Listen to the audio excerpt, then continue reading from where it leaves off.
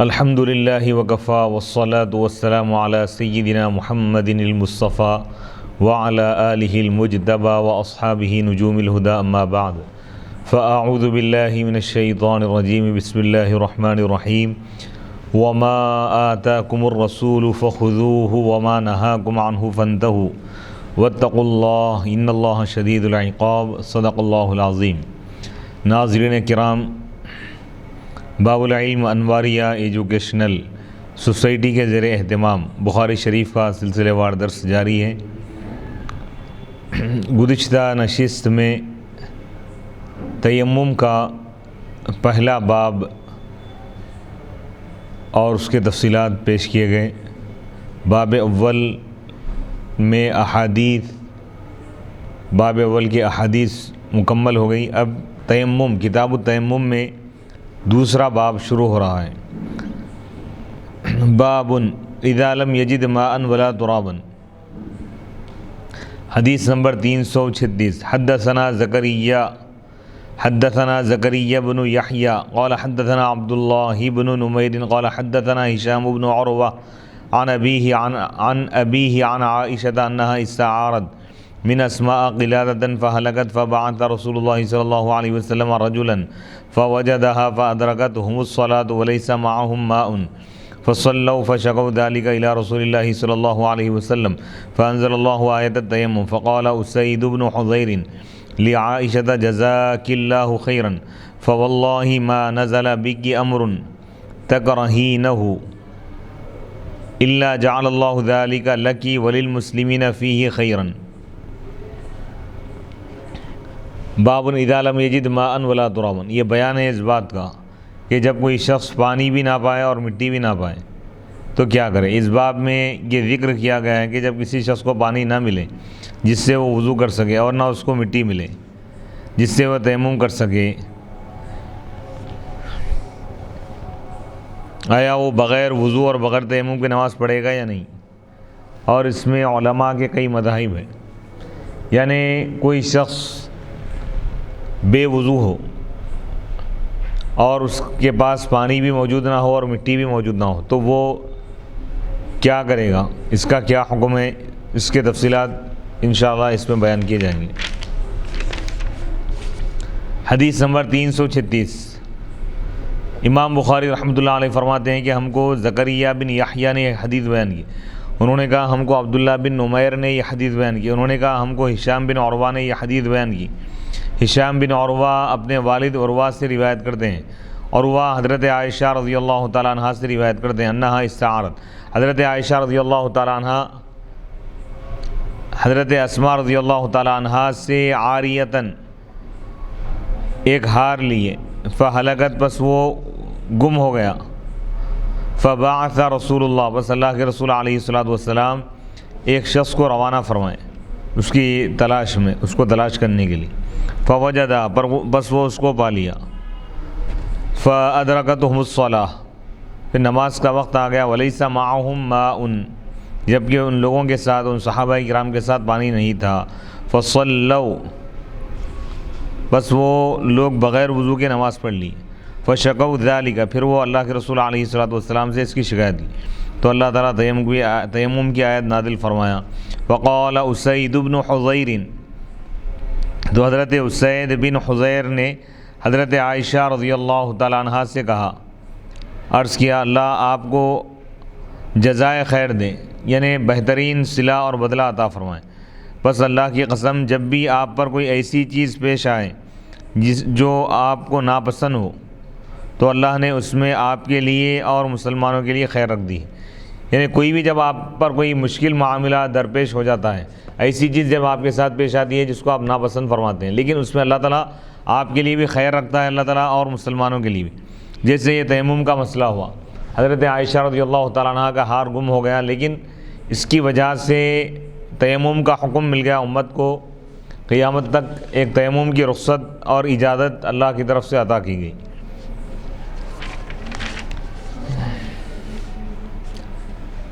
حدیث پاک میں، اس حدیث میں اس بات کی وضاحت اور صراحت ہے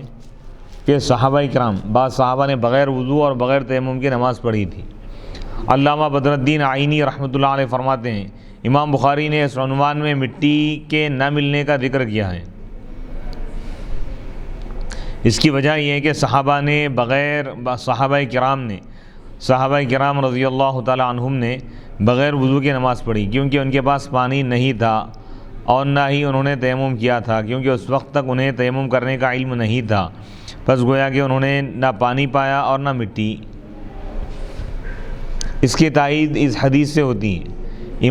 طبرانی عروہ سے روایت کرتے ہیں، عروہ حضرت عائشہ رضی اللہ تعالیٰ عنہ سے روایت کرتے ہیں کہ حضرت عائشہ رضی اللہ تعالیٰ عنہ نے حضرت اسماء رضی اللہ تعالیٰ عنہ سے ہار عاریتاً لیا، وہ ان کی گردن سے گر گیا، یعنی گم ہو گیا۔ حضرت عائشہ نے اس کا رسول اللہ صلی اللہ علیہ وسلم سے ذکر کیا، آپ نے اسے ڈھونڈنے کے لیے لوگوں کو بھیجا، انہوں نے اس کو تلاش کیا اور پا لیا۔ پھر نماز کا وقت آ گیا تو لوگوں نے بغیر طہارت کی نماز پڑھ لی، یعنی بغیر وضو کے۔ پھر وہ رسول اللہ صلی اللہ علیہ وسلم کی طرف لوٹے اور اس کا ذکر کیا تو اللہ تعالیٰ نے تیمم کی رخصت نازل فرما دی۔ تب اسید بن حضیر رضی اللہ تعالیٰ عنہ نے حضرت عائشہ رضی اللہ تعالیٰ عنہ سے کہا، اللہ آپ کو جزائے خیر دے، بس اللہ کی قسم جب بھی آپ پر کوئی ایسی مصیبت آئی جو آپ کو ناگوار گزری تو اللہ تعالیٰ نے آپ کے لیے اور مسلمانوں کے لیے اس میں خیر کا معاملہ پہلو اللہ تعالیٰ رکھا اس میں۔ فاقد الطہورین کے متعلق فقہائے مالکیہ کا موقف، یعنی جو شخص وضو اور تیمم پر بھی قادر نہ ہو، یعنی پانی بھی موجود نہیں ہے وضو کرنے کے لیے اور مٹی بھی نہیں ہے، تو ایسا شخص کیا کرے؟ علامہ ابو الحسن علی بن خلف ابن بطال مالکی رحمۃ اللہ علیہ فرماتے ہیں، علامہ سحنون مالکی اور مزنی شافعی نے یہ کہا ہے کہ جو شخص ایسی جگہ قید ہو جہاں اس کو پانی میسر ہو نہ مٹی، پانی بھی میسر نہ ہو اور مٹی بھی میسر نہ ہو، اور نماز کا وقت آ جائے تو وہ بغیر وضو اور تیمم کے اشاروں سے نماز پڑھے، جیسے وہ اشخاص نماز پڑھتے ہیں جو دشمن کا پیچھا کر رہے ہوں اور ان پر اس نماز کا اعادہ نہیں ہے۔ ابن قاسم مالکی، امام ابو یوسف، امام محمد اور امام شافعی نے کہا ہے کہ ان پر اس نماز کا اعادہ واجب ہے۔ ابن خویز نے کہا ہے کہ اہل مدینہ نے امام مالک سے روایت کی ہے کہ جو لوگ پانی اور مٹی پر قادر نہ ہو حتیٰ کہ نماز کا وقت نکل جائے وہ نماز نہ پڑھیں اور ان پر اس نماز کا اعادہ نہیں ہے اور ان سے نماز ساقط ہے، اور یہی امام مالک کا صحیح مذہب ہے۔ جن فقہاء نے کہا ہے کہ وہ نماز پڑھ لیں اور ان پر اس نماز کی قضا نہیں ہے، ان کی دلیل یہ ہے کہ جو صحابہ ہار ڈھونڈنے گئے تھے اور انہوں نے بغیر وضو کے نماز پڑھ لی تھی، نبی اکرم صلی اللہ علیہ وسلم نے ان کو دوبارہ تیمم کر کے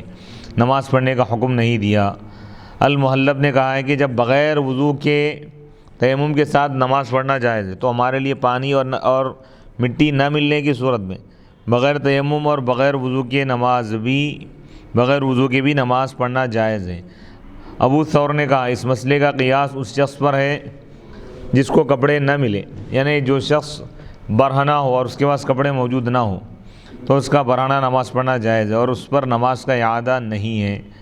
اس پر نماز کا اعادہ کرنا واجب نہیں ہے۔ اسی طرح جس شخص کو پانی اور مٹی نہ ملے اس کا وضو اور تیمم کے بغیر نماز پڑھنا جائز ہے اور اس پر اعادہ واجب نہیں ہے، وہ اپنی طاقت اور استطاعت کے مطابق نماز ادا کرے گا، یعنی کیونکہ پانی بھی موجود نہیں تھا اور مٹی بھی اس کو نہیں ملی تو ایسی صورت میں وہ مجبوراً بغیر وضو اور تیمم کی نماز پڑھ سکتا ہے۔ بعض فقہاء ابن القصار مالکی نے کہا جو لوگ اپنی قدرت اور طاقت کے مطابق بے وضو نماز پڑھیں ان پر اعادہ نہیں ہے، جیسے استحاضہ والی عورت اور جس شخص کو سلیس البول ہو، یعنی ہر وقت پیشاب کے قطرے اس سے ٹپکتے ہو، تو ایسا شخص اسی حالت میں نماز پڑھ سکتا ہے۔ جس مسافر کو پیاس کا خوف ہو اور وہ پانی کے ہوتے ہوئے تیمم کر کے نماز پڑھے، یہ مسئلہ بھی اسی پر قیاس کیا گیا ہے۔ اور جن فقہاء نے یہ کہا ہے کہ جس کو پانی اور مٹی میسر نہ ملے وہ نماز پڑھ لیں اور بعد میں اعادہ کریں، انہوں نے احتیاط پر عمل کیا اور نبی اکرم صلی اللہ علیہ وسلم کا ارشاد ہے اللہ تعالیٰ بغیر طہارت یعنی بغیر وضو کے نماز قبول نہیں فرماتا۔ یہ تو امام مالک رحمۃ اللہ علیہ کا مذہب تھا، ان کا مسلک تھا، ان کی رائے اور ان کا موقف تھا۔ اب فقہائے شافعیہ کا موقف کیا ہے وہ بھی ہم ذکر کر رہے ہیں۔ فاقد الطہورین کے متعلق فقہائے شافعیہ کا موقف، علامہ شہاب الدین احمد بن علی بن حجر عسقلانی شافعی رحمۃ اللہ علیہ فرماتے ہیں اس حدیث میں یہ دلیل ہے کہ فاقد الطہورین کے اوپر نماز پڑھنا واجب ہے۔ فاقد الطہورین اس کی وضاحت ہو گئی اس سے پہلے، یعنی وہ شخص جو وضو اور تیمم پر قادر نہ ہو، وضو بھی نہیں کر سکتا تیمم بھی نہیں کر سکتا، یعنی وضو کے لیے پانی موجود نہیں ہے اور مٹی بھی موجود نہیں ہے، تو ایسے شخص کو، جس شخص کے پاس نہ پانی ہو نہ مٹی ہو، اس کو فاقد الطہورین کہتے ہیں، اس کے اوپر نماز پڑھنا واجب ہے۔ نماز کا وقت آ گیا، نماز تو پڑھنا ہے، کیونکہ انہوں نے یہ سمجھ کر نماز پڑھی کہ ان پر نماز پڑھنا فرض ہے، اور اگر اس حالت میں نماز پڑھنا ممنوع ہوتا تو نبی اکرم صلی اللہ علیہ وسلم ان پر انکار فرما دیتے، یعنی حضور ان کو منع کر دیتے۔ امام شافعی، امام احمد، جمہور محدثین اور اکثر اصحاب مالک کا یہی موقف ہے، لیکن اس میں اختلاف ہے کہ آیا ان پر اعادہ واجب ہے یا نہیں۔ امام شافعی نے یہ تصریح کی ہے،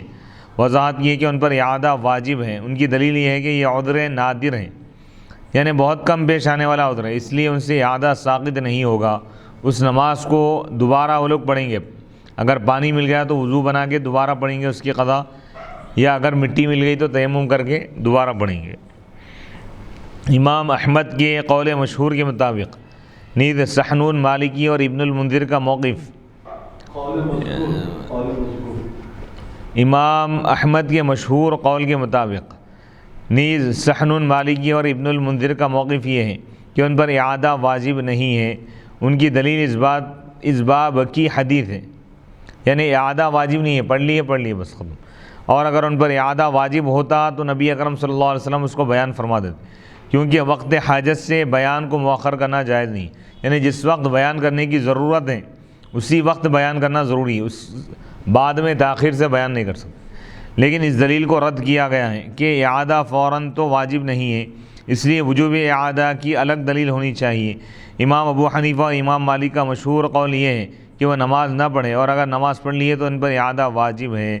اور علامہ نووی نے شرح المہذب میں لکھا ہے کہ ان کا نماز پڑھنا مستحب ہے اور اعادہ واجب ہے۔ میں کہتا ہوں کہ علامہ ابن حجر کا یہ کہنا صحیح نہیں ہے کہ اعادہ فوراً واجب نہیں ہوتا، بلکہ نماز کو فوراً قضا کرنا واجب ہے، کیونکہ موت کا کوئی پتہ نہیں، اور کسی حدیث سے یہ ثابت نہیں ہے کہ رسول اللہ صلی اللہ علیہ وسلم نے بعد میں ان کو نماز قضا کرنے کا حکم دیا ہو۔ اس لیے صحیح ہے کہ اس حدیث سے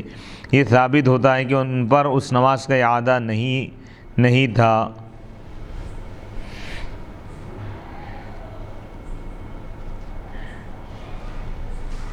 فاقد الطہورین کے متعلق فقہائے حنبلیہ کا موقف، اگر کوئی شخص وضو کے لیے پانی اور تیمم کے لیے مٹی نہ پائے تو وہ اپنے حال کے مطابق نماز پڑھے۔ ہماری دلیل یہ حدیث ہے کہ جب حضرت عائشہ رضی اللہ تعالیٰ عنہ کا ہار گم ہو گیا تو آپ نے چند صحابہ کو ہار ڈھونڈنے کے لیے بھیجا، پھر نماز کا وقت آ گیا تو انہوں نے بغیر وضو کے نماز پڑھ لی، ادا کر لی۔ پھر وہ نبی اکرم صلی اللہ علیہ وسلم کے پاس آئے اور آپ کو یہ ماجرا بتایا، یہ واقعہ، یہ قصہ انہوں نے تفصیلاً ذکر کیا، تو تیمم کی آیت نازل ہو گئی، اور نبی اکرم صلی اللہ علیہ وسلم نے اس چیز پر آپ نے اعتراض بھی نہیں فرمایا، اس کا انکار بھی نہیں کیا، اور ان کو اعادہ کرنے کا حکم نہیں دیا۔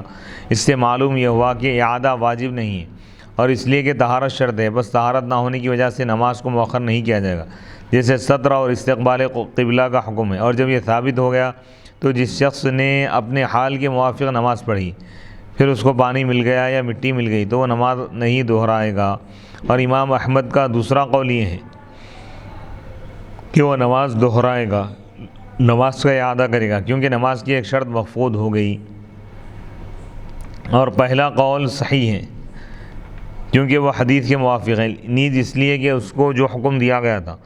اس نے اس پر عمل کر لیا، پس وہ اپنے ذمہ داری سے بری ہو گیا، اور اس لیے کہ یہ نماز کی ایک شرط ہے جو عاجزی کی وجہ سے، یعنی عاجز آنے کی وجہ سے ساقط ہو جائے گی، یعنی پاک ہونا یہ شرط ہے، یعنی وضو کرنا، یا وضو کے لیے اگر پانی موجود نہ ہو تو تیمم کرنا واجب ہے۔ اب دو چیزیں بھی اس کے پاس موجود نہیں تھیں، پانی بھی موجود نہیں تھا، مٹی بھی نہیں تھی، تو دونوں چیز اب یہ وضو اور تیمم دونوں سے عاجز آ گیا، عاجز آنے کی وجہ سے شرط ساقط ہو گئی، اور اس لیے کہ اس نے اپنی طاقت کے مطابق فرض ادا کر لیا، اب اس پر اعادہ نہیں ہوگا، اعادہ واجب نہیں ہوگا۔ جیسے کوئی شخص سطر سے عاجز تھا، اس نے برہنہ نماز پڑھ لی، یا جس شخص کو سمت قبلہ کا علم نہیں تھا اس نے غیر قبلہ کی طرف نماز پڑھ لی، یا جو شخص قیام سے عاجز تھا اس نے بیٹھ کر نماز پڑھ لی، تو ان سب پر نماز کا اعادہ واجب نہیں ہے، کیونکہ حدیث میں حضرت ابو ہریرہ رضی اللہ تعالیٰ عنہ بیان کرتے ہیں کہ نبی اکرم صلی اللہ علیہ وسلم نے فرمایا، مجھے اس حال پر چھوڑ دو جس پر میں نے تم کو چھوڑ دیا ہے۔ تم سے پہلی امتیں اپنے انبیاء سے سوال کرنے اور اختلاف کرنے کی وجہ سے ہلاک ہو گئی، پس جب میں تم کو کسی کام سے منع کروں تو تم اس سے بعد آ جاؤ، رک جاؤ، اور جب میں تم کو کسی چیز کا حکم دو تو تم اس پر اپنی طاقت کے مطابق عمل کرو۔ نماز کی باقی شرائط پر طہارت کو قیاس کرنا اولا، یہ زیادہ بہتر ہے۔ فاقد الطہورین کے متعلق فقہاء احناف کا موقف۔ علامہ بدر الدین عینی رحمۃ اللہ علیہ فرماتے ہیں، امام اعظم ابو حنیفہ رحمۃ اللہ علیہ نے فرمایا، جو شخص شہر میں قید ہو، جب اس کو پانی نہ ملے اور مٹی بھی نہ ملے تو وہ نماز نہ پڑھے، اور جب کوئی چیز مل جائے تو وہ نماز پڑھ لے۔ امام ابو یوسف، امام محمد اور امام شافعی نے کہا وہ نماز پڑھ لے اور بعد میں دہرائیں۔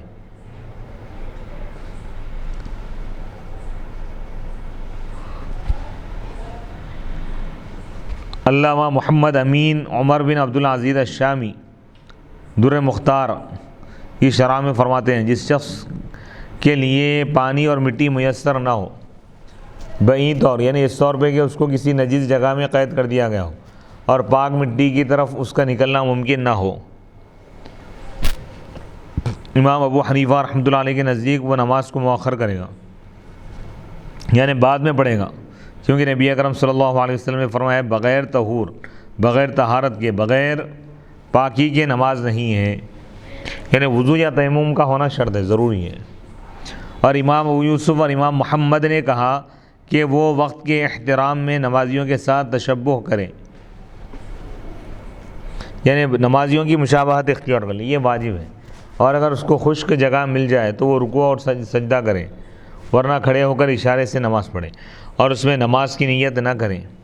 کیونکہ نماز کے ساتھ مشابہت ہے، حقیقت میں نماز نہیں ہے۔ جیسے جب حائضہ عورت رمضان میں پاک ہو جائے تو رمضان کے مہینے کی حرمت کی وجہ سے دن میں کھانے پینے سے رکی رہے گی، اور یہ روزے کی مشابہت ہے، روزہ نہیں ہے، بعد میں اس کی قضا کرے گی۔ اسی طرح فاقد الطہورین بھی نماز کے وقت کے احترام کی وجہ سے نماز کے مشابہ رکوع اور سجود کرے گا، اور وہ حقیقت میں نماز نہیں ہے، بعد میں اس نماز کی وہ قضا کرے گا۔ مذاہب اربعہ کا خلاصہ کہ امام مالک اور امام احمد کا مشہور قول یہ ہے کہ فاقد الطہورین نماز پڑھے گا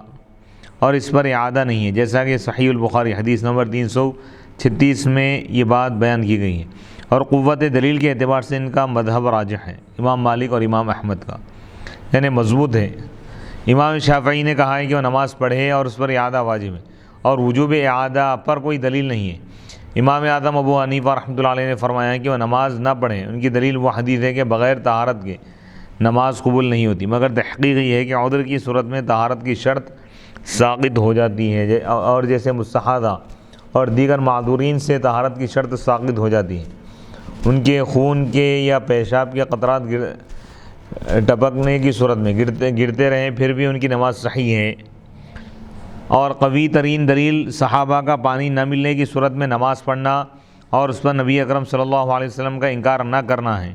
اور ہمارے فقہاء احناف نے اس دلیل کا کوئی جواب نہیں دیا، اس لیے صحیح یہی ہے کہ فاقد الطہورین نماز پڑھے اور اس پر اعادہ واجب نہیں ہے۔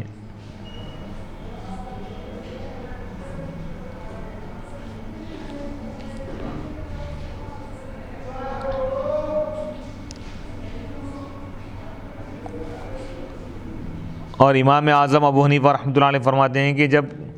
کوئی صحیح حدیث ہو، موجود ہو، تو وہی میرا مذہب ہے، اذا صح الحدیث فہو مذہبی۔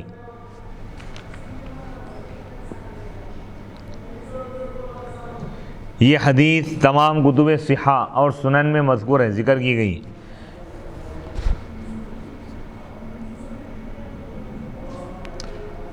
پھر اس کی صحت میں کیا شبہ ہو سکتا ہے؟ تاہم امام اعظم ابو حنیفہ رحمۃ اللہ علیہ کی طرف سے یہ کہا جا سکتا ہے کہ امام اعظم نے جس حدیث سے استدلال کیا ہے، یعنی دلیل پیش کی ہے، وہ اللہ کے رسول علیہ الصلاۃ والسلام کا واضح فرمان ہے کہ لا تقبل صلاۃ بغیر طہور، بغیر طہارت کی نماز قبول نہیں ہوتی۔ اور ائمہ ثلاثہ نے جس حدیث سے استدلال کیا ہے،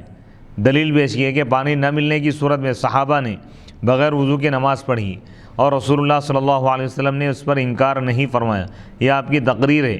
یعنی یہ گویا کہ حضور علیہ الصلاۃ والسلام کی طرف سے اجازت مل گئی۔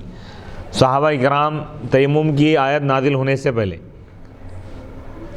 جب ایک مقام پر گئے، حضور علیہ الصلاۃ والسلام کے حکم پر ہار تلاش کرنے کے لیے جب گئے اور نماز کا وقت آ گیا، ان کے پاس پانی بھی نہیں تھا اور تیمم کا حکم ابھی ان کو نہیں ملا تھا، تیمم کے بارے میں معلوم نہیں تھا،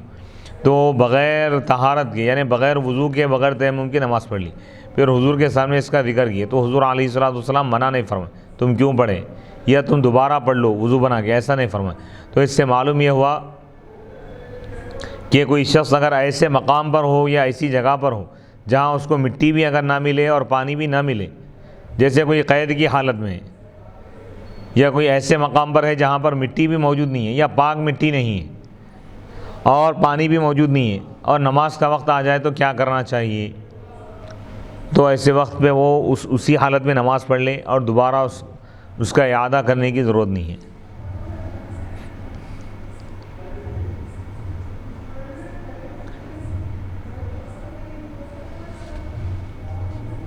اور جب آپ علیہ الصلاۃ والسلام کے صریح قول اور آپ کی تقریر میں تعارض ہو تو آپ کے قول کو ترجیح دی جائے گی۔ یہ جواب امام اعظم ابو حنیفہ رحمۃ اللہ علیہ کی طرف سے دیا جا رہا۔ حضور علیہ الصلاۃ والسلام کا ارشاد یہ ہے کہ بغیر طہارت کے نماز قبول نہیں ہوتی، نماز صحیح نہیں ہوتی۔ اور آپ کی تقریر یعنی تقریر سے مراد یہ ہے کہ حضور کے سامنے کوئی صحابی کوئی عمل کرے اور حضور اس عمل کو دیکھ کر خاموش رہے تو وہ اس بات کی دلیل ہے کہ وہ عمل جائز ہے، وہ کام جائز ہے۔ اگر وہ کام ناجائز ہوتا یا غلط ہوتا تو حضور منع فرما دیتے۔ حضور کا کسی چیز کو دیکھ کر یا کسی بات کو سن کر خاموش رہنا یہ بھی اس کے جائز ہونے کی دلیل ہے۔ تو جب قول اور تقریر میں تعارض اگر ہو جائیں تو قول کو اختیار کیا جائے گا، اس لیے امام اعظم ابو حنیفہ رحمۃ اللہ علیہ نے قول کو اختیار کیا۔ امام اعظم ابو حنیفہ رحمۃ اللہ علیہ کے پاس ایسا شخص جو فاقد الطہورین ہے، یعنی ایسی جگہ پر وہ قید ہے یا ایسی جگہ وہ موجود ہے کہ وہاں پر پانی بھی موجود نہیں ہے وضو کرنے کے لیے اور مٹی بھی نہیں ہے، پاک مٹی نہیں ہے، تو اگر نماز کا وقت آ جائے تو امام اعظم فرماتے ہیں کہ وہ نماز اس وقت نہیں پڑھے گا، بعد میں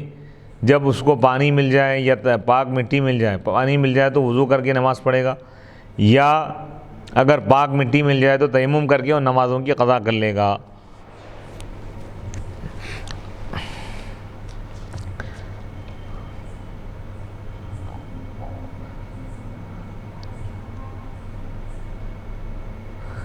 یہاں پر ایک بات ذہن میں رکھیے، ایک مسئلے میں اگر کوئی شخص پانی میسر ہونے کے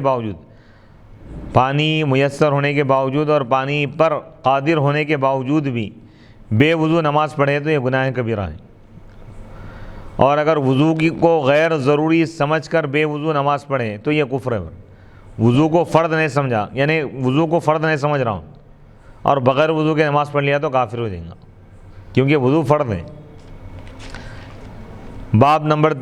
3، باب التیمم فی الحضر اذا لم یجد الماء وخاف فوت الصلاة وبه قال عطاء وقال الحسن فی المریض عنده الماء ولا يجد من يناوله يتيمم وأقبل ابن عمر من أرضه بالجرف فحضرت العصر بمربد النعم فصلى ثم دخل المدینہ والشمس مرتفعۃ فلم يعید۔ باب نمبر 3، حضر میں تیمم کرنے کا بیان ہے۔ حضر یعنی کوئی شخص اپنے مقام پر ہے، کیا وہ تیمم کر سکتا ہے یا نہیں؟ اذا لم یجد الماء، جب وہ پانی نہ پائیں اور نماز کے چھوٹ جانے کا خوف ہو، قضا ہو جانے کا۔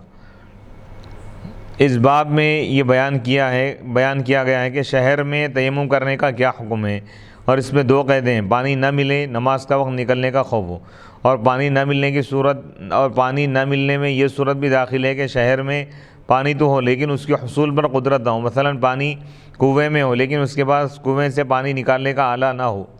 یعنی ڈول رسی وغیرہ نہیں ہے۔ تو اب یہاں مسئلہ یہ ہے کہ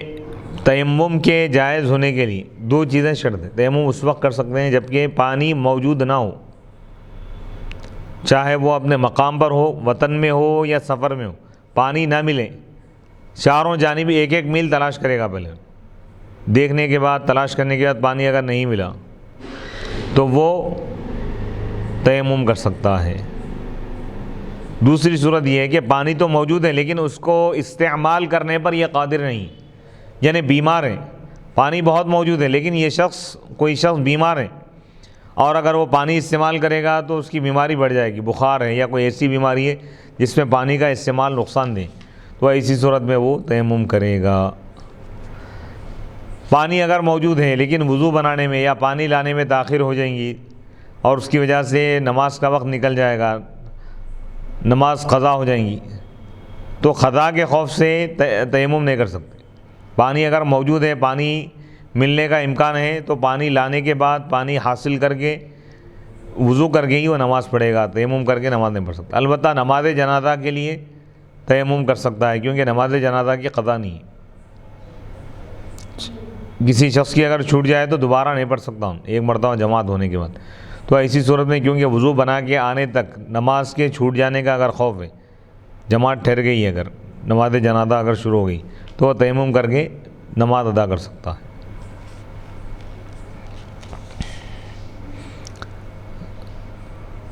نماز فوت ہونے کے خوف سے شہر میں تیمم کے جواز پر آثار صحابہ سے استدلال،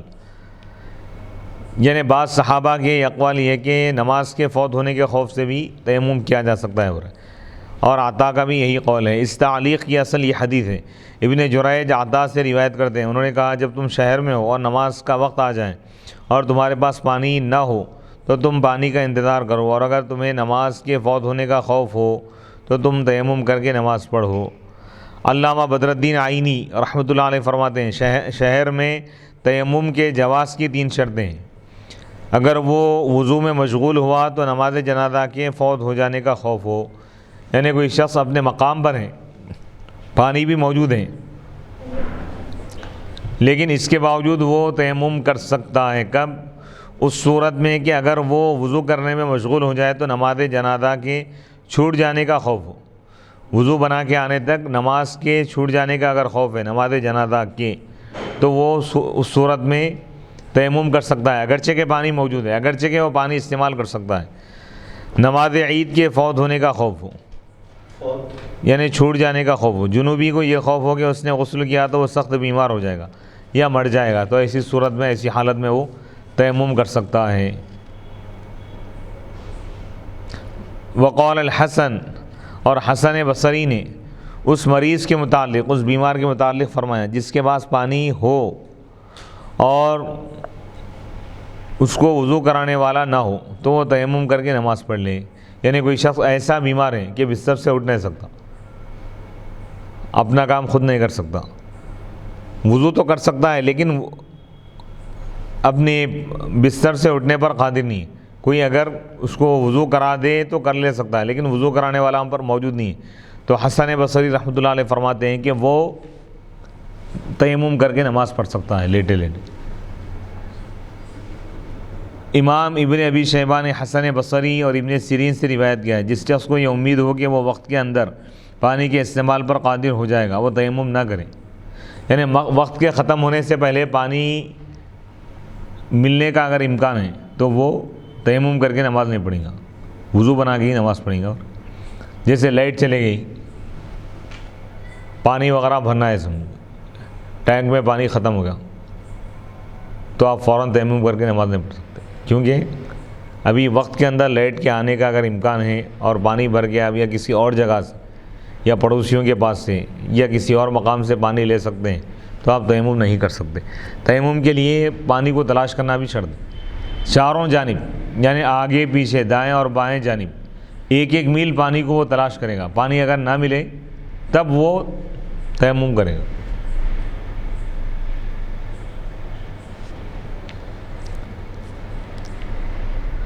امام بخاری رحمۃ اللہ علیہ نے اس کے مفہوم مخالف سے یہ استدلال کیا، یہ دلیل پیش کی ہے کہ جس کو یہ امید نہ ہو وہ تیمم کر سکتا ہے۔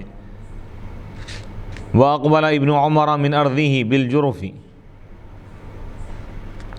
حضرت عبداللہ بن عمر رضی اللہ تعالیٰ عنہما جرف مقام سے اپنی زمین پر آئے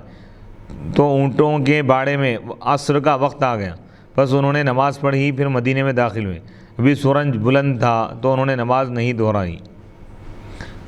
نافع بیان کرتے ہیں کہ وہ اور حضرت عبداللہ بن عمر رضی اللہ تعالیٰ عنہما جرف سے آئے، ایک مقام کا نام ہے، حتیٰ کہ یہاں تک کہ جب وہ اونٹوں کے باڑے پر پہنچے تو حضرت عبداللہ بن عمر رضی اللہ تعالیٰ عنہما نے سواری سے اتر کر پاک مٹی سے تیمم کیا، اپنے چہرے پر اور ہاتھوں پر کونیوں تک مسا کیا، پھر نماز پڑھی۔ جرف مدینہ منورہ سے 3 میل شام کی جانب ایک مقام کا نام ہے۔ نافع بیان کرتے ہیں کہ حضرت عبداللہ بن عمر رضی اللہ تعالیٰ عنہما نے اونٹوں کے باڑے میں تیمم کر کے نماز پڑھی، اور وہ اس وقت مدینے سے 3 میل دور تھے۔ پھر وہ مدینے میں داخل ہوئے تو سورج بلند تھا، انہوں نے نماز نہیں دہرائی۔ نافع بیان کرتے ہیں کہ حضرت عبداللہ بن عمر رضی اللہ تعالیٰ عنہما نے مدینے سے 1 میل یا 2 میل پر تیمم کیا، پھر عصر کی نماز پڑھی، پھر وہ آئے تو سورج بلند تھا، انہوں نے نماز نہیں دہرائی۔ شہر سے 3 میل دور آنے پر انسان مسافر نہیں ہوتا۔ اس کا مطلب یہ ہے کہ حضرت عبداللہ بن عمر رضی اللہ تعالیٰ عنہما شہر میں تیمم کے جواز کے قائل تھے، اس لیے انہوں نے 3 میل کے فاصلے پر تیمم کیا۔ اور یہ بھی ہو سکتا ہے کہ حضرت عبداللہ بن عمر رضی اللہ تعالیٰ عنہما تیمم کرنے سے پہلے باوضو ہو، لیکن چونکہ ان کی عادت ہر نماز سے پہلے نیا وضو کرنے کی تھی اور وہ وہاں پانی نہیں تھا تو انہوں نے وضو کے قائم مقام تیمم کر لیا۔ اس صورت میں یہ تعلیقات اس باب کے عنوان کے مطابق نہیں ہوں گی، کیونکہ عنوان ہے شہر میں تیمم کرنا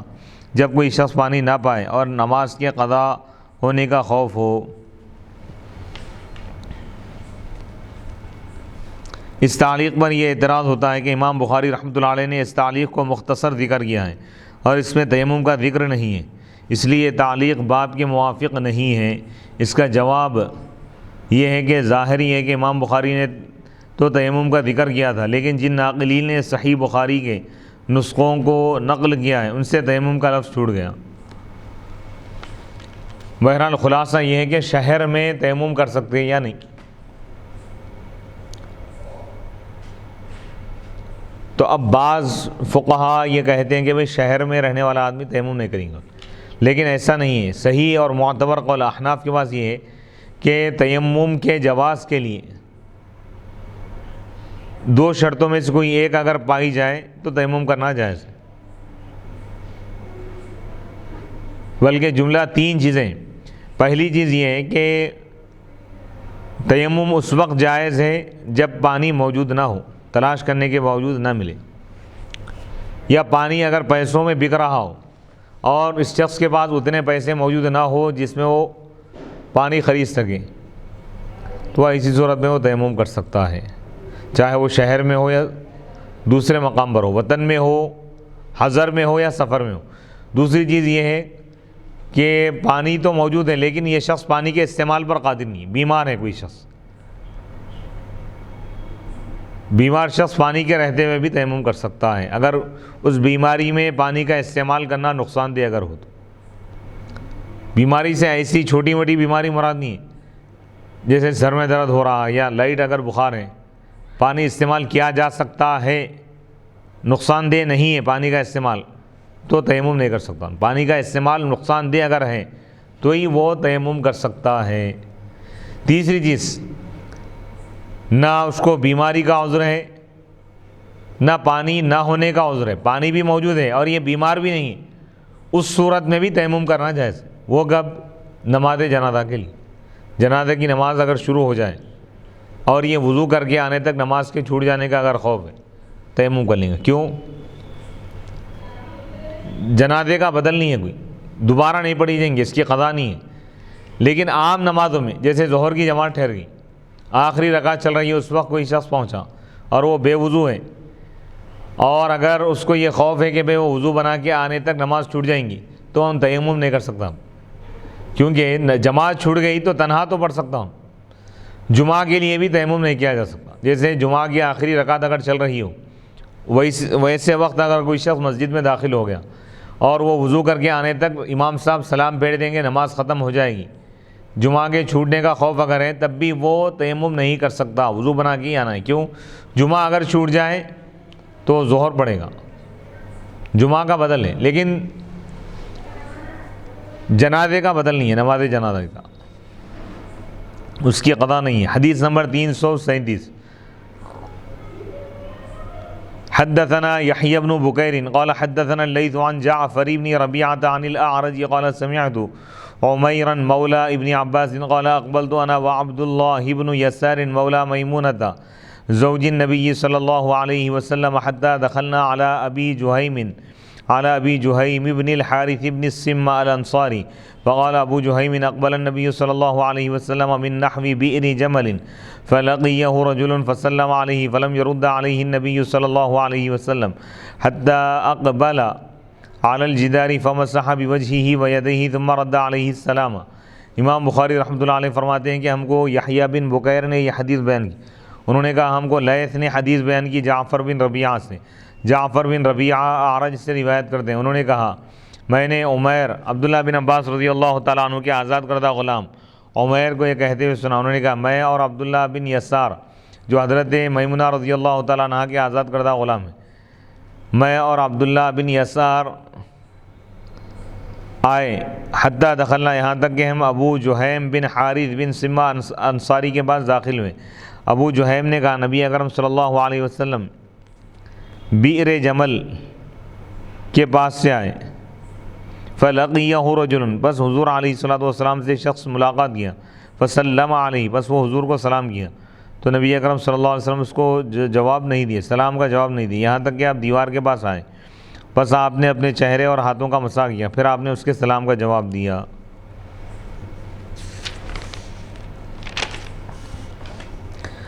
حالت جنابت میں قرآن مجید کی تلاوت نہ کرنے پر دلیل۔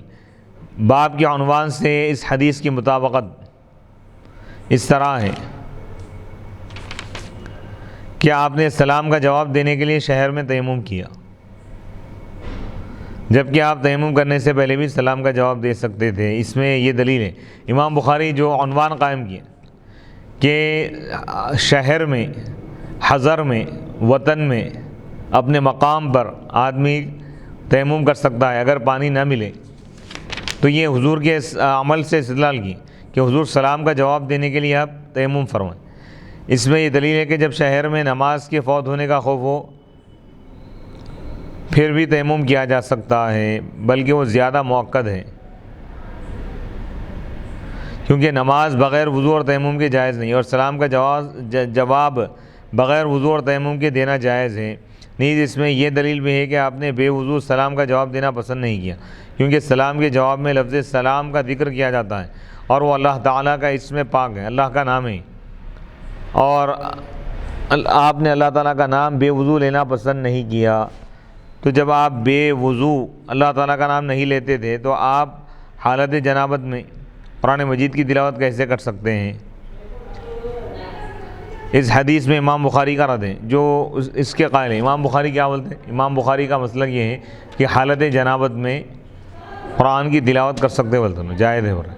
اس میں رد ہو رہا، حضور اللہ کا نام بغیر وضو کے، بغیر طہارت کے اللہ کا نام لینا پسند نہیں فرمائیں، تو قرآن کو چھونا اور تلاوت کرنا کیسے پسند فرمائیں؟ حالت جنابت میں اس حدیث میں امام بخاری کا رد ہے جو اس کے قائل ہے کہ نبی اکرم صلی اللہ علیہ وسلم بے وضو قرآن مجید کی تلاوت کرتے تھے۔ اس حدیث میں بئر جمل کا ذکر ہے، یہ مدینے کے قریب ایک جگہ ہے۔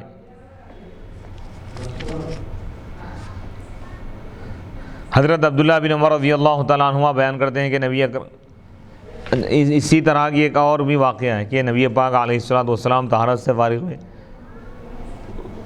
ایک صاحب آپ کو سلام دیے تو حضور علیہ الصلوۃ والسلام اس کا جواب نہیں دیے، تیمم کیے، پھر اس کے بعد آپ نے اس کا جواب دیا۔ تو اس حدیث پاک میں حضور علیہ الصلوۃ والسلام امت کو ادب کی تعلیم دے رہے ہیں، تو حضور اگر چاہتے تو بغیر وضو کے بھی، بغیر تیمم کے بھی آپ سلام کا جواب دے سکتے تھے، جواب دینا جائز ہے، لیکن آپ نہیں دیے. کیوں؟ کیونکہ سلام اللہ تعالیٰ کا نام ہے. جیسا سورہ حشر میں ذکر کیا گیا، هو اللہ الذی لا الہ الا هو الملک القدوس السلام المؤمن المہیمن العزیز الجبار المتکبر. تو سلام اللہ کا نام ہے، سلام اللہ کا نام ہے. اللہ کا نام بغیر وضو کے ذکر کرنا آپ نے پسند نہیں فرمایا. تو ادب کی تعلیم دے رہے ہیں. دین اسلام میں ادب کی بڑی اہمیت ہے.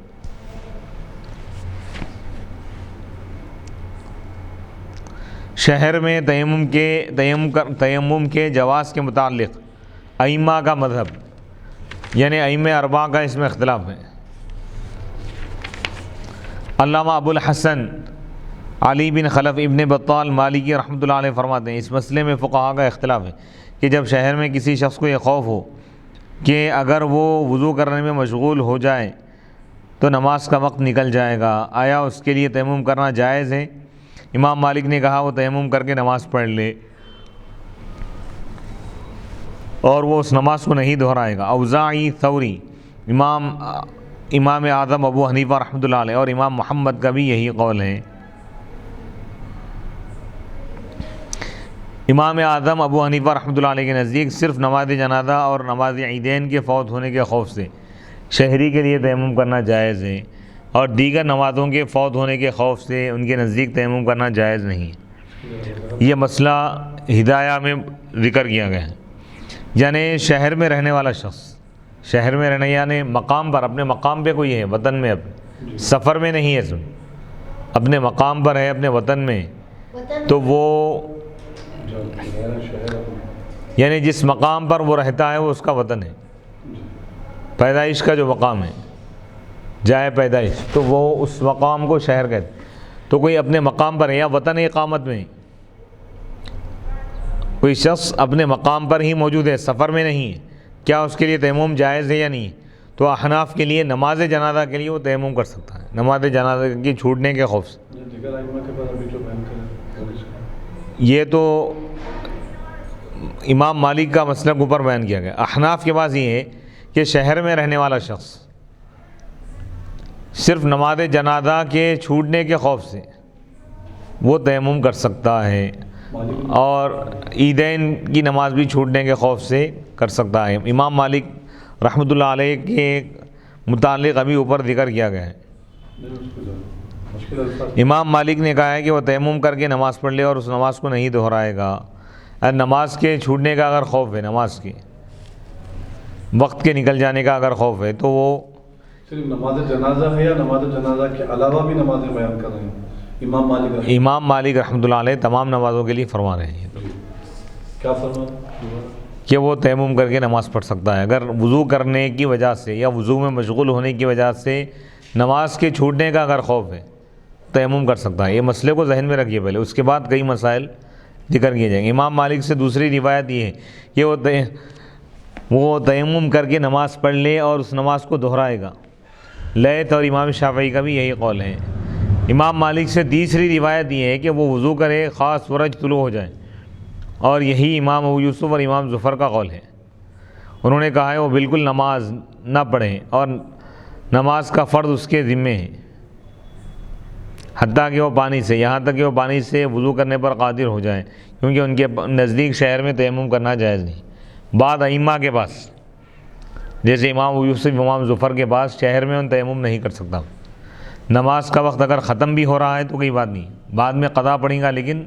وضو کر کے نماز پڑھیں گا شہر میں رہتے ہوئے. امام ظفر کے پاس ان کی دلیل یہ ہے کہ اللہ تعالیٰ نے تیمم کی رخصت مریض اور مسافر کے لیے دی. اللہ تعالیٰ جو اجازت دیا ہے سفر میں یا مرض میں، بیماری کے حالت میں یا سفر کی وجہ سے، کیونکہ سفر میں عموماً پانی کا ملنا دشواری کا معاملہ ہے، دشوار ہے، اس لیے اجازت دی گئی. حضر میں اگر ہے وہ اپنے مقام پر ہے، اپنے شہر میں، تو پانی کا ملنا اس کے لیے مشکل نہیں ہے، اس لیے بعض ائمہ اس کی اجازت نہیں دیتے. اور تیمم کو صرف مرض اور سفر کی وجہ سے مباح کیا ہے، جائز قرار دیا ہے،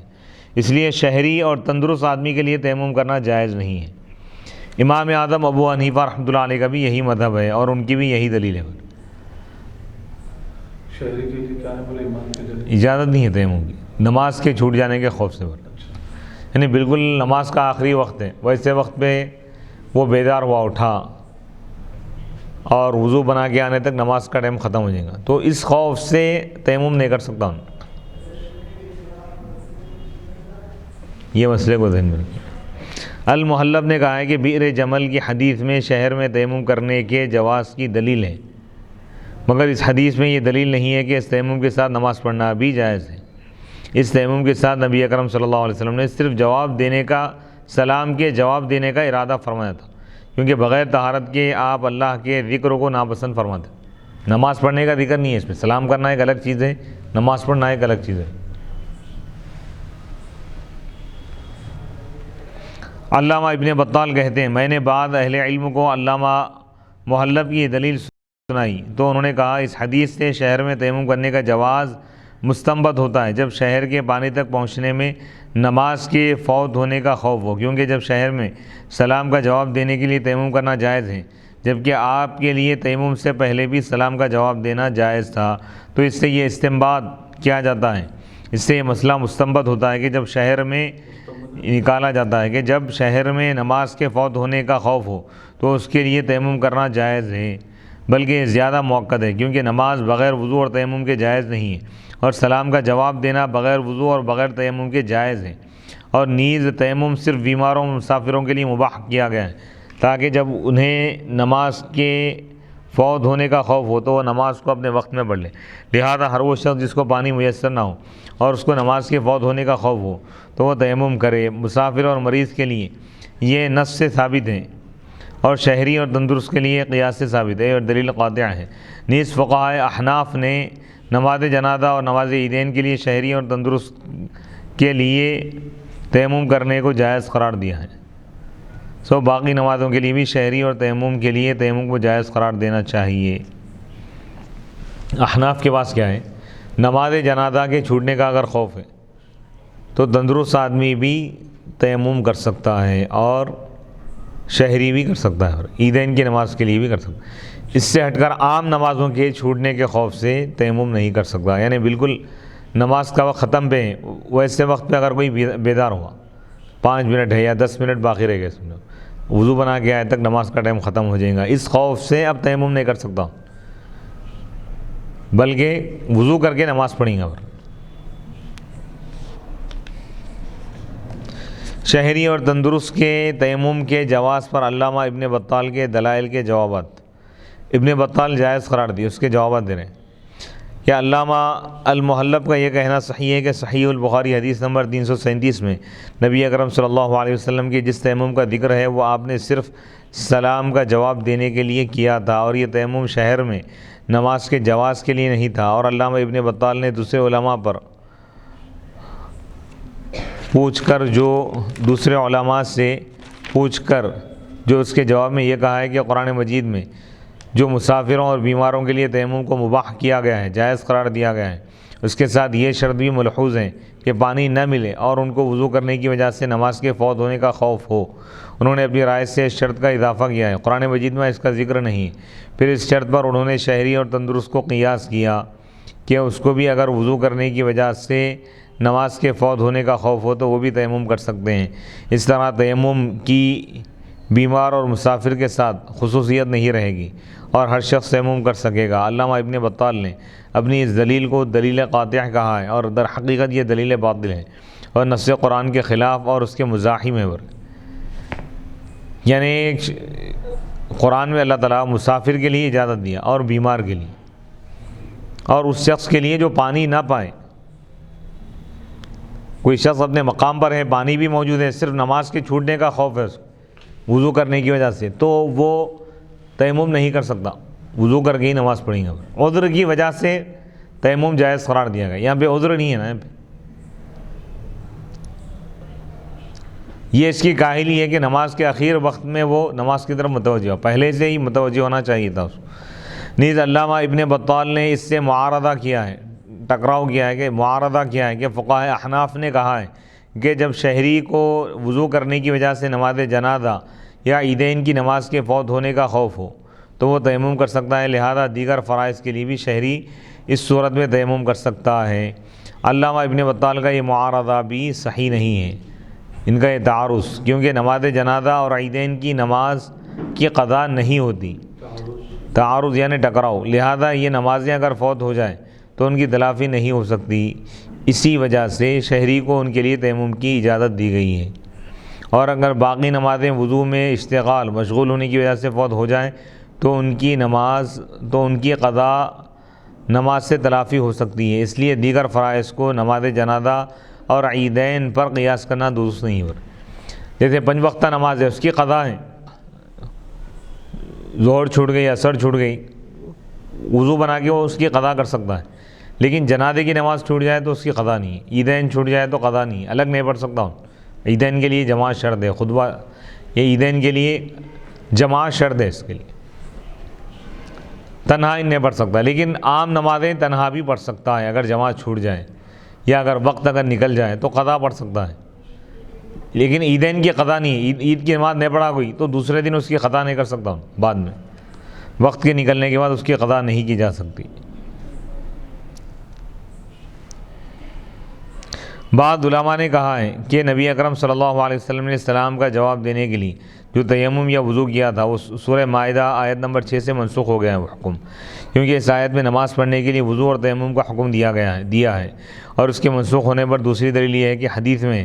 نبی اکرم صلی اللہ علیہ وسلم نے نیند سے اٹھ کر سورہ آل عمران کی آخری 10 آیات آپ نے تلاوت فرمائی، پھر وضو فرمایا، اور جب بغیر وضو کے قرآن مجید کی آیت پڑھی جا سکتی تو بغیر وضو کے سلام کا جواب بھی دیا جا سکتا ہے، لیکن یہ کہنا بھی صحیح نہیں ہے، کیونکہ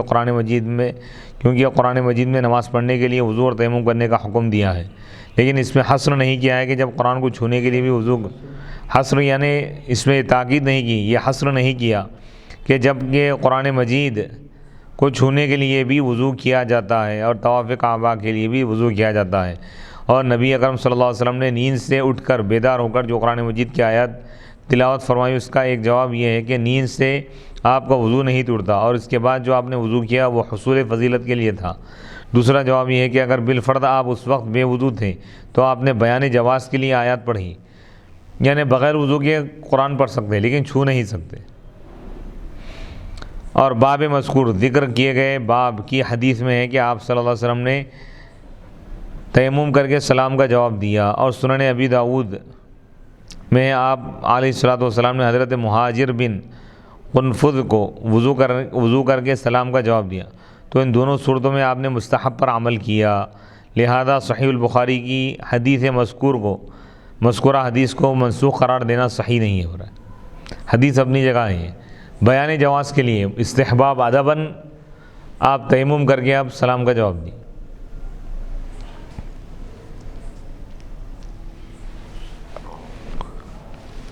باب المتیمم، باب نمبر 4، باب المتیمم هل ينفق فيهما، حدیث نمبر 338۔ حدثنا آدم قال حدثنا شعبة قال حدثنا الحكم عن ذر عن سعيد بن عبد الرحمن بن أبزة عن أبيه قال جاء رجل إلى عمر بن الخطاب فقال إني أجنبت فلم أصب الماء، فقال عمار بن ياسر لعمر بن الخطاب أما تذكر أنا كنا في سفر أنا وأنت فأما أنت فلم تصلي وأما أنا فتمعكت فصليت فذكرت ذلك للنبي صلى الله عليه وسلم فقال النبي صلى الله عليه وسلم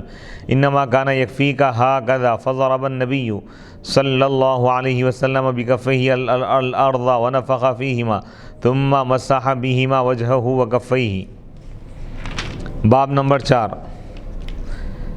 کیا تیمم کرنے والا اپنے ہاتھوں پر پھونک مارے، یعنی تیمم کرنے والا اپنے ہاتھوں پر پھونک مارے گا، یعنی زمین پر جب دونوں ہاتھ مارے گا، مارنے کا جو مٹی لگی تو اس پہ پھونک مارے گا یا نہیں، اس کا کیا حکم ہے بتا۔ اس باب میں یہ ذکر کیا جائے گا کہ آیا تیمم کرنے والا اپنے ہاتھوں میں پھونک مار سکتا ہے تاکہ اس کے ہاتھوں پر لگی ہوئی مٹی اڑ جائے، یعنی تیمم کرنے کے لیے دونوں ہاتھوں کو جب مٹی پر مارے گا تو ویسے ہی اپنے چہرے کو لگا لے گا یا اس پر پھونک مارے گا، پھونک مارنا یا جھٹک کے بھی تیمم کیا جا سکتا ہے، دونوں صورتیں جائز ہیں۔ حدیث نمبر 338 حدثنا آدم، امام بخاری رحمۃ اللہ علیہ فرماتے ہیں کہ آدم نے ہم کو یہ حدیث بیان کی. انہوں نے کہا شعبہ نے ہم کو یہ حدیث بیان کی. انہوں نے کہا حکم نے ہم کو زر سے یہ حدیث بیان کی. وہ سعید بن عبد الرحمن بن ابزا سے روایت کرتے ہیں، وہ اپنے والد سے روایت کرتے ہیں. قال، انہوں نے کہا جاء رجل، ایک شخص حضرت عمر بن خطاب رضی اللہ تعالیٰ عنہ کے پاس آیا. بس اس نے کہا کہ انی اجنبت، میں جنوبی ہو گیا، بس مجھے پانی نہیں ملا. تو عمار بن یاسر نے حضرت عمر بن خطاب رضی اللہ تعالیٰ عنہ سے فرمایا کیا آپ کو یہ یاد نہیں ہے کہ ہم ایک سفر میں تھے، میں اور آپ؟ فاما انت، البتہ آپ، تو آپ نے نماز ادا نہیں کی. واما انا، اب رہا میں. فتمعکت، بس میں یعنی مٹی میں لطف ہو گیا، لوٹنے لگا میں. فصلیت، بس میں نماز پڑھا، یعنی تیمم کیا اور نماز پڑھی. فذکرت ذلک، بس میں اس کا ذکر نبی اکرم علیہ الصلوۃ والسلام سے کیا. تو اللہ کے رسول علیہ الصلوۃ والسلام نے فرمایا تمہیں اس طرح کرنا کافی تھا. پھر نبی صلی اللہ علیہ وسلم اپنے دونوں ہاتھ زمین پر مارے، پھر ان میں پھونک گیا، ایک پھونک مارے، پھر ان دونوں ہاتھوں کو اپنے چہرے اور ہاتھوں پر آپ ملے، یعنی پھونک مارے جو مٹی وغیرہ جو لگی ہوئی تھی ہاتھوں کو. پھر آپ چہرے کا مسح فرمائیں، دونوں ہاتھوں کا مسح فرمائیں.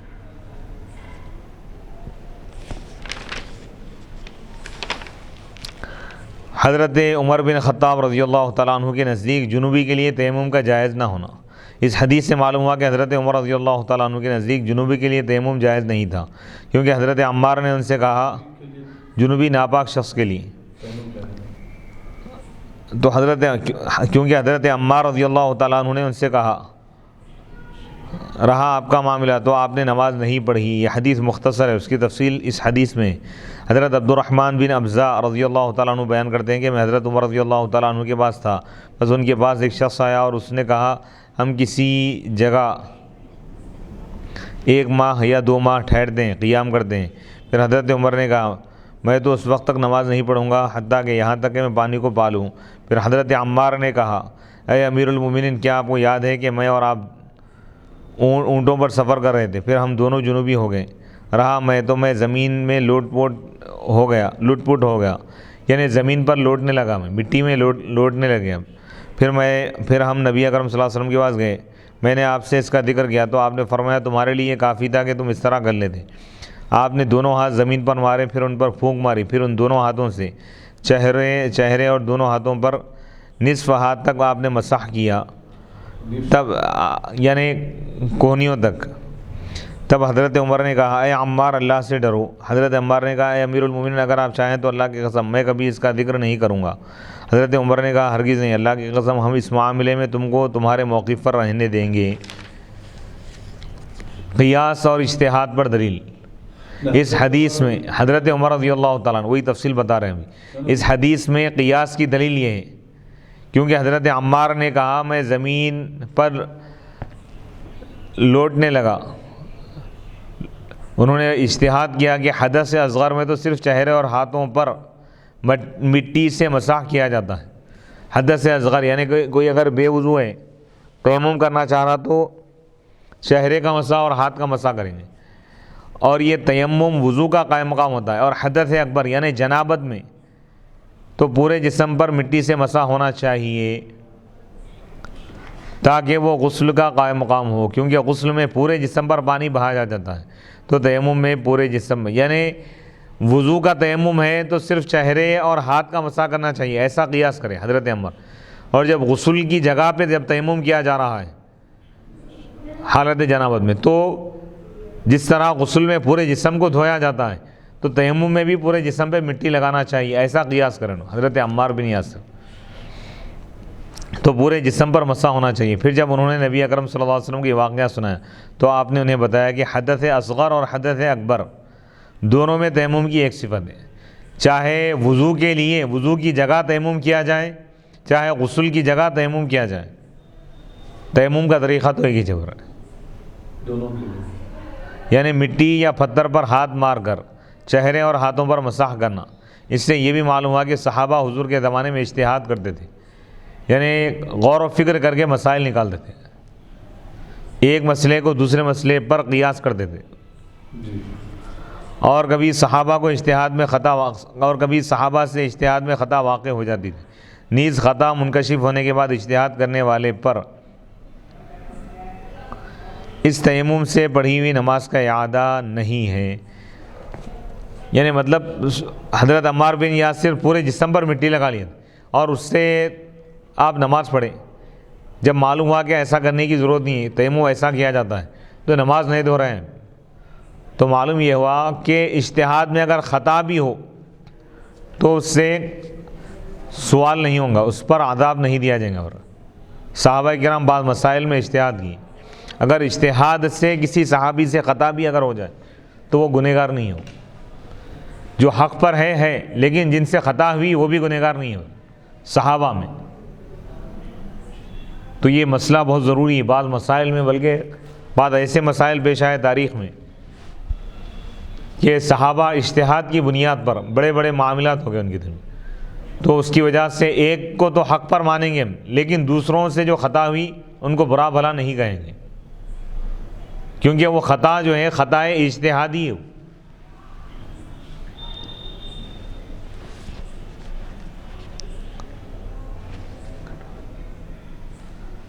تیمم کی کیفیت کے بارے میں ائمہ کے مذاہب: امام احمد کے نزدیک تیمم میں صرف ایک بار پاک مٹی پر ہاتھ مار کر چہرے اور ہاتھوں پر مسح کرنا ہے۔ علامہ ابن عبد البر نے کہا یہ حضرت عمار سے سب سے زیادہ ثابت روایت ہے، اور حضرت عمار کی باقی روایت میں بہت اختلاف ہے۔ اللہ تعالیٰ نے دونوں ہاتھوں کو کہنیوں تک دھونا وضو میں فرض کیا ہے۔ پھر تیمم میں فرمایا فامسحوا بوجوہکم وایدیکم، تم اپنے چہروں اور ہاتھوں پر مسح کرو، اپنے چہروں کا اور ہاتھوں کا مسح کرو، ہاتھ پھیر لو۔ اور ظاہر ہے یہاں پر ہاتھوں پر وہیں تک مسح کرنے کا حکم دیا ہے جہاں تک وضو میں ہاتھوں کو دھونے کا حکم دیا تھا، یعنی کوہنیوں تک، اور وضو میں ہاتھوں کو کوہنیوں تک دھونے کا حکم دیا تھا، تو تیمم میں بھی کوہنیوں تک ہاتھوں پر مسح کرنا مراد ہے۔ علماء کا کیفیت تیمم کے بارے میں اختلاف ہے۔ امام اعظم ابو حنیفہ رحمۃ اللہ علیہ، امام مالک، امام شافعی اور ان کے اصحاب کا مذہب یہ ہے کہ ایک بار پاک مٹی پر ہاتھ مار کر چہرے پر مسح کیا جائے اور دوسری بار پاک مٹی پر ہاتھ مار کر دونوں ہاتھوں پر کوہنیوں تک مسح کیا جائے۔ البتہ امام مالک کے نزدیک پہنچوں تک مسح کرنا فرض ہے اور کوہنیوں تک مسح کرنے کے بارے میں اختلاف ہے۔ حسن بن حی اور ابن ابی لیلہ نے کہا تیمم میں 2 بار ہاتھ مارنا ہے اور ہر بار چہرے اور ہاتھوں پر کوہنیوں تک مسح کیا جائے، اور الزہری نے کہا ہاتھوں پر بغلوں تک مسح کیا جائے۔ ابن سیرین نے کہا تیمم میں 3 ضربات ہیں، ایک ضرب سے چہرے پر مسح کیا جائے، دوسری ضرب سے ہتھیلیوں پر مسح کیا جائے اور تیسری ضرب سے کلائیوں پر مسح کیا جائے۔ تیمم کی کیفیت میں حضرت عمار سے مختلف اور مضطرب روایات ہیں، اور ہر روایت کے موافق کسی نہ کسی مجتہد نے اپنا مذہب بنا لیا ہے، اس لیے صحیح ہے کہ اس میں ظاہر کتاب کی طرف رجوع کیا جائے، اور ظاہر کتاب سے یہ پتہ چلتا ہے کہ تیمم میں 2 ضربیں، ایک ضرب سے چہرے پر مسح کیا جائے، دوسری ضرب سے ہاتھوں پر کوہنیوں تک مسح کیا جائے، جیسا کہ وضو میں ایک بار چہرے کو دھویا جاتا ہے اور دوسری بار ہاتھوں کو کوہنیوں تک دھویا جاتا ہے۔ اور ان احادیث کی اتباع کرتے ہوئے جن میں یہ ذکر ہے کہ تیمم میں 2 ضربیں ہیں، 2 مرتبہ ہاتھ زمین پر مارنا ہے، ایک مرتبہ چہرے کا مسح کرنا ہے، دوسری مرتبہ ہاتھوں کا مسح کرنا ہے، تو اس پہ روایات بہت ہی مختلف روایتیں ہیں، لیکن صحیح اور معتبر مذہب یہ ہے کہ تیمم میں 3 چیزیں فرض ہیں۔ پہلی چیز ہے نیت کرنا کہ اس پاک مٹی کے ذریعے میں پاکی حاصل کر رہا ہوں نماز پڑھنے کے لیے، یا جو بھی عبادت وہ کرنا چاہتا ہے وہ نیت کر لے۔ اس کے بعد پاک مٹی پر دونوں ہاتھوں کو مارے، اس کے بعد اس طرح ہاتھوں کو جھٹکے لائٹ ہلکا سا یا تھوڑا پھونک مار لے، اس کے بعد چہرے کا مسح کرے، چہرے پر ہاتھ پھیر لے، پھر دوسری مرتبہ دونوں ہاتھ مٹی پر مارے، اس کے بعد تھوڑا سا اس کو جھٹکے، اس کے بعد بائیں ہاتھ سے سیدھے ہاتھ کا مسح کرے اس طرح، پھر سیدھے ہاتھ سے بائیں ہاتھ کا مسح کرے، تیمم مکمل ہوگا۔ اس میں پیر کا مسح نہیں ہے، سر کا مسح نہیں ہے۔ اور تیمم کا سیم طریقہ ہے وضو میں بھی اور غسل میں بھی، یعنی اگر کسی کو وضو کی حاجت ہے، پاک ہے، غسل باغسل ہے وہ، لیکن وضو نہیں ہے اس کو اور تیمم کرنا چاہتا ہے، تیمم کے شرائط پائے جا رہے ہیں، تو اسی طریقے سے تیمم کرے گا۔ اور اگر کسی کو غسل کی حاجت ہے غسل فرض ہو گیا ہے، ناپاک ہے، حالت جنابت میں اور پانی موجود نہیں، تو اس کے لیے بھی تیمم کرنے کا یہ طریقہ ہے۔ وصلی اللہ تعالیٰ علی خیر خلقہ سیدنا محمد و آلہ و اصحابہ اجمعین والحمد للہ رب العالمین۔